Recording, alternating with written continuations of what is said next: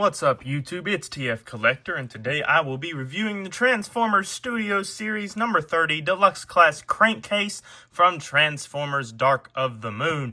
And without further ado, let's go ahead and take a look at the packaging that Crankcase comes in. You can see up front you have a picture of Crankcase. He is number 30 of Studio Series. His name is Crankcase, 8 and up, Hasbro, Transformers Dark of the Moon. Transformers down the side, Generations Takara there. On the side, 30 Studio Series, a picture of Crankcase. Deluxe Class on the other side, a picture of Crankcase. Authentic Autobot logo there on the back of the packaging. Big screen inspired, or is it? Transformers Dark of the Moon Crankcase. Dread standoff scene. You have some pictures of the figure there. He transforms in 20 steps. Crankcase takes on the Autobots, refusing to back down. Backdrop included, we will take a look at later. Some other figures that you can pick up. There are reviews for Barricade and Sideswipe on the channel. I do not own Clunker Bumblebee, but that is the same figure as number 1 Bumblebee, minus 1 pin in the roof section. So if you want a review of that, I do have a review of the number 1 Bumblebee on the channel. This is a licensed GM product. Of course, it is Hasbro. On the top, Transformers Dark of the Moon. On the bottom, a barcode. And before we take a look at the figure itself, it does of course include its instruction manual, Studio Series 30 Crankcase Deluxe Class Dark of the Moon Transformers Generations 8 and up, a picture of Crankcase on the back, Takara, GM, and Hasbro. And moving to the figure itself, here is Crankcase in his Chevy Suburban police car looking mode. And let's go ahead and take a closer look at the details. You can see you have the Chevy logo there in the front, done in gold, 2 white headlights going on. Nice details there on the hood section. All throughout, you can see done in black with some blue windshields. Wish they would have painted this piece here black to match the rest of the car. Not that big of a deal. Even molded in a little gas cap there. Some red tail lights. Now his dreads do hang out the back, which is a little annoying. The instructions say you're supposed to be able to fold them back up and put them up in there, but I can never get that to work for some reason. You have another Chevy logo back there. On the top, you have your sirens going on. On the bottom, just some legs and a face, and of course the dreads going on there. But overall, I think the vehicle mode looks pretty good for this guy. I think it is pretty reminiscent to what we see in the movie. Now, accessory-wise, Crankcase does come with the same 2 accessories Crowbar came with. This time, though, they are done in this gold plastic, so you can see more of a bronzy gold, but you can kind of see how that looks. Not the most pleasant color in the world, but you can see what that looks like. And these do store here in vehicle mode. You see you do just have that slot there and that tab there, which will just slot right in on one side, and then you can do the same thing on the other side, and there you have your storage for your weapons in alt mode. And for some quick comparisons in alt mode here, first here is Crankcase alongside Studio Series 14 Ironhide. So you can see how they scale together, get the Mexican standoff going when Ironhide rams him in the front end. So you can see how that scales together. Of course, not accurate to how this would really scale. This car would be a whole lot bigger, but they do look pretty good together. Here he is with Studio Series 29, the last review we did on the channel. Dark of the Moon Sideswipe, another member of the Mexican standoff, so you can see how they are looking together. And once again, obviously not scale accurate to how these 2 cars would look together, but they do look pretty cool. And last but not least, here he is with the other Dread we have taken a look at so far, Studio Series number 3 Crowbar, so you can see how the Dreads are looking together. And as you can see, they are pretty much the exact same. Crowbar has the Decepticon logo, and Crankcase does not. And Crankcase, of course, has gold dreads, while Crowbar had gray. But you can see basically the same cars, but that is as they should be. They are the same cars in the movie. Now, Hatchet came out later in the line, so we will take a look at him a long time from now, but I think we will get to him eventually. At least I surely hope so. But those are the comparisons for alt mode with Crankcase. And with all that being said and done, I think that's about all I have to say about the alt mode for Crankcase. I think the alt mode turned out pretty good looking, but we're going to go ahead and transform him, and when we get to robot mode, that's the point where this review is going to turn into a rant. But let's go ahead and start the transformation. So the first thing you're going to want to do is just untab this section here on the front and just extend it out, get it out of the way. Then what you can do is come here to this piece and it will untab, and you can extend it up and push it down, it untabs from these two pieces, so you can go ahead and untab those the rest of the way. You can either untab those before or after that first step. It will untab itself if you pull that up first, but go ahead and untab those. They also tab into the legs right there.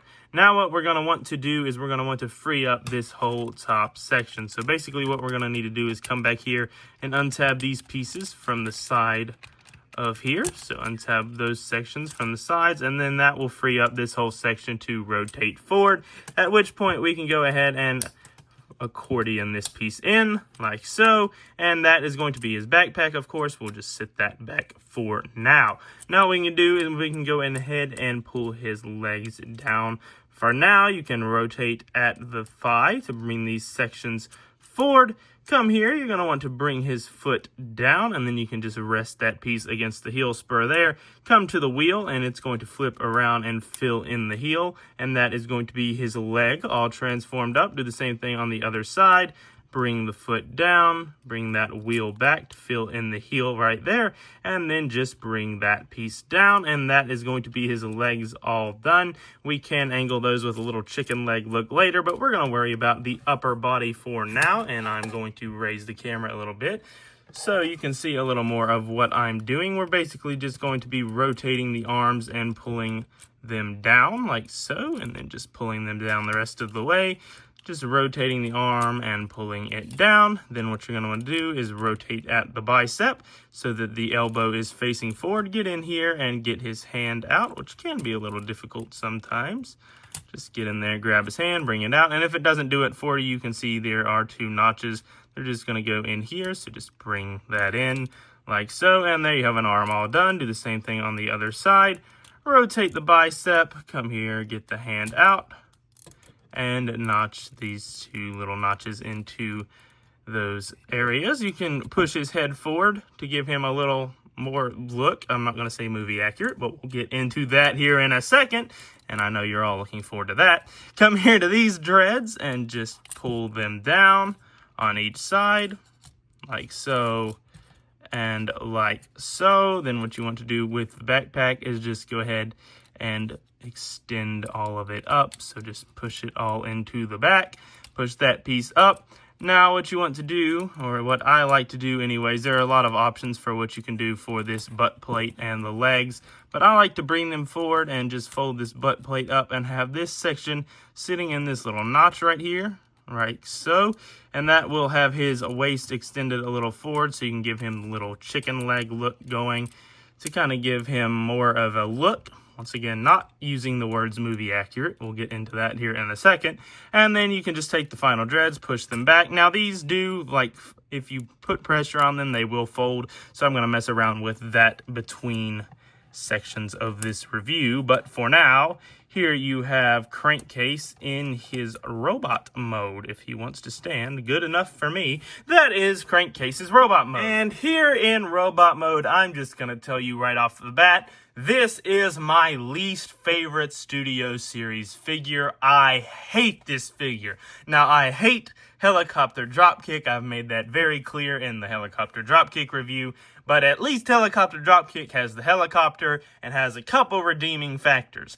I despise this figure. Why do I despise this figure? Because this is not Crankcase.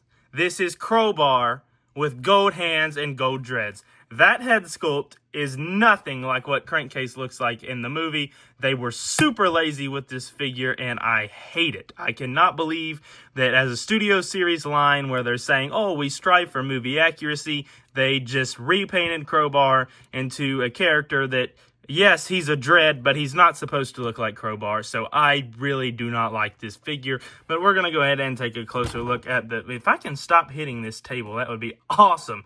But we're going to go ahead and take a closer look at the details. You can see the head sculpt is not Crankcase, it's Crowbar, but you can see just the same head sculpt they used on the Crowbar figure with the red eyes and the little fangs going on the mouth. You can see the gold on the chest section going on right there. Some grays, some more gold going on.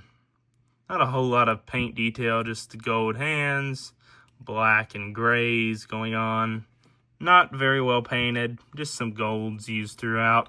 You can see the dreads hanging out the back, all done in gold. I guess they thought that would save the figure if they made him a little bit gold instead of the gray they used on Crowbar. But breaking news, Hasbro, that's not Crankcase. Now, articulation-wise, it is all the same as Crowbar. The head is on a ball joint. It can go full 360. It can look up. It can look down. It's also on a hinge at the base. So it go boots and katzen, boots and katzen. The arms are on a ball joint, so they can do full 360. They can go in and out. They can go out that far, even though you kind of have to click it in place. They're also on a hinge, so they can boots and cats if you want them to. You have a bicep swivel there. You do have a little over 90 at the elbow due to transformation. The wrist can move in. The waist can boots and cats. Nah, that's actually something a little different, but we're not going to talk about that. The legs are on ball joints. They can kick up that high, back until they hit that section. Outward, not much due to the way the wheel is transformed. You do have thigh rotation. You do have about 90 at the knee, and due to transformation, the feet can move up and down. So decently articulated, but I'm just really disappointed with the way this figure turned out, if I'm being honest. And as far as the accessories go, here in robot mode, they can store. I'm just going to show you how to store one of them. Basically, you just use that little piece right here as a clip to go over top of this piece. So you can just clip that on right there, and you can have them stored as they are on Crowbar, and maybe even Crankcase had them like this in the movie, so I'll give them props. I'm pretty sure Crankcase had them on his back too, so props to Hasbro for at least doing one thing right, even though it was definitely unintentional. But you can have him wielding his weapons. You just plug them into his hands, so just plug one in there. We can grab the other one, plug that in there, maybe plug, please hold. There we go. And you can have Crankcase with his golden weapons. Wow, they made him gold. So cool. And now for some comparisons with Crankcase. We're going to sit him over here. And first we will bring in, just for a quick comparison, we're going to bring in Crowbar first, so you can see what all they changed up. You can see on the chest, they took away the red details, added some gold details. Of course, the dreads done in gold, and the weapons and hands done in gold, black on the toes. But you can see it is just the same figure, just with some different coloration going on there. And because I have it in my possession, even though we've never taken a review of it, I'm going to make a